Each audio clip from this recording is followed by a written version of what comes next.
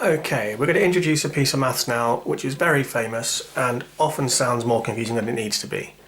It's Pythagoras' theorem, named after a Greek fellow Pythagoras and his sect, the Pythagoreans. We might get some history out of this as well, but we're going to just basically look at some of the key properties going on here rather than using it. That'll come later.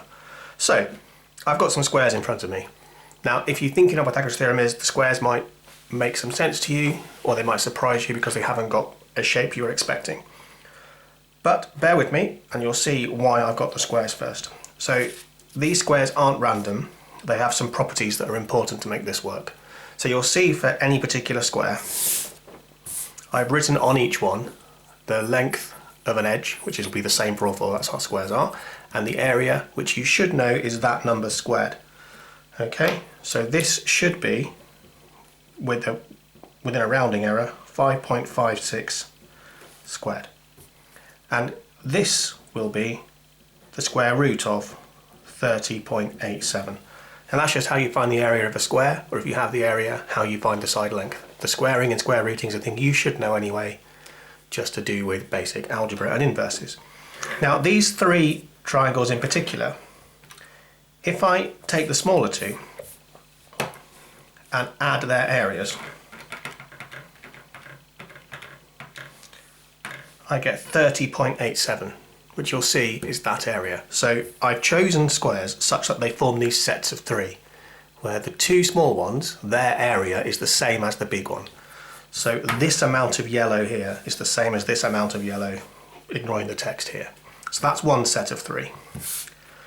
This set has the same thing, and you can check 44 and a bit, 79 and a bit adds up to 123 and a bit.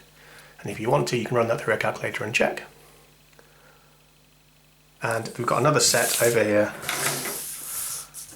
where they add up. But you can take using this yourself with any three squares as long as the areas of the little two add up to the same as the area of the big one. So we've just got squares whose areas happen to be linked in this additive way. Add these areas, get that one. Which means if this one's missing, and I want to work out what it needs to be, to get these two I would subtract to get what's missing. And if I want to work out this one, that take away that is this. So we can add the little one to get the big one, or take away to get the other one missing, and that's just finding missing values from adding and taking. That's not tricky. They happen to be areas, which is why at some point later there's other stuff going on. But what I want to show you, there's a thing that happens with these squares that is the important part of why Pythagoras' theorem is useful and it was worth finding out and important to society. So what I'm going to do is put the vertex here where these two squares share a vertex, make them touch basically. And what I'm going to do is bring these round so that all three touch exactly. So it needs to be as precise as possible. Now because I've cut these by hand, and I didn't calibrate my printer, to the highest accuracy imaginable to get the squares to be exactly square, there might be a tiny bit of error. But you'll see, because I've got three things touching, there's always going to be a triangle in the middle. So have a look at that triangle. It could have been any triangle, perhaps, but this particular triangle that we're looking at has a property that not all triangles have. So we know all three lengths are different because the three squares were different. But there's something about that triangle that not every triangle needs to have, and this one happens to have. If you've got it, good job. And if you haven't, see if the next one gives you a clue. And of course, if you've got something different, maybe you'll see that it fits here or it doesn't fit here. So we'll take these three. So 44 and 79 is 123. Get them together. Get the corners to touch just perfectly. And again, we have a particular kind of triangle that we might not have got if it were just random. Can you see what kind of triangle this is?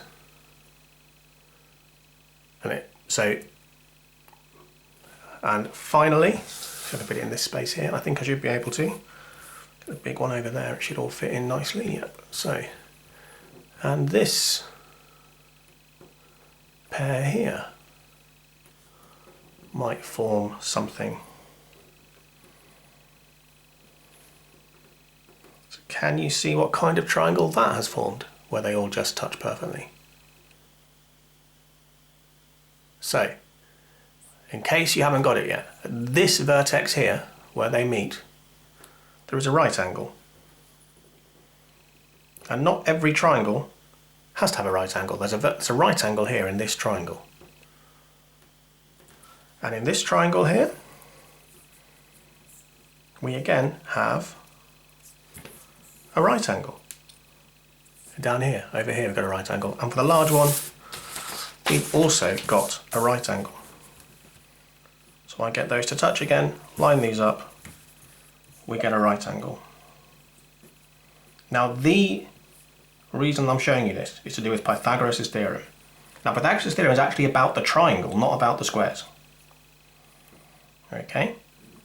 What it says, which you probably have seen now and believe, at least if it's not a proof anyway, that if I have a right angle triangle, I know that if I draw a square on this edge and I draw a square on this edge, its areas must add up to the square I would draw on this edge over here. So for any right angle triangle, the square on this edge and the square on this edge, their areas add up to the square on this edge. Now, there are some funny words and some fancy names for some of these things, but that is it. If you draw a shape on here and the same shape on here, their areas will add up to the same shape on here. We use squares because that's the easiest shape, but it works for any shape as long as they're mathematically similar. So if I sketch this out for you, we have a